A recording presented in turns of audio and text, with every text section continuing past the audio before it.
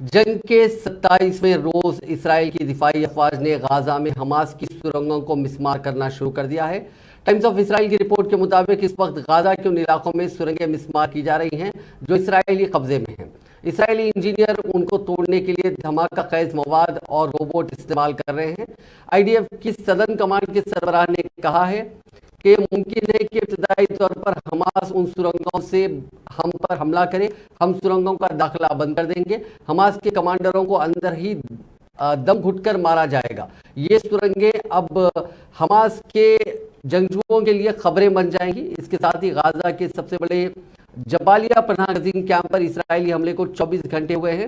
لوگ ابھی ملبے تلے دبے اپنے رشتہ داروں کو تلاش کر رہے ہیں۔ اسرائیل نے وہاں پہلا حملہ منگل کی رات دیر گئے کیا، جبکہ دوسرا حملہ چہارشنبے کی شام دیر گئے کیا تھا۔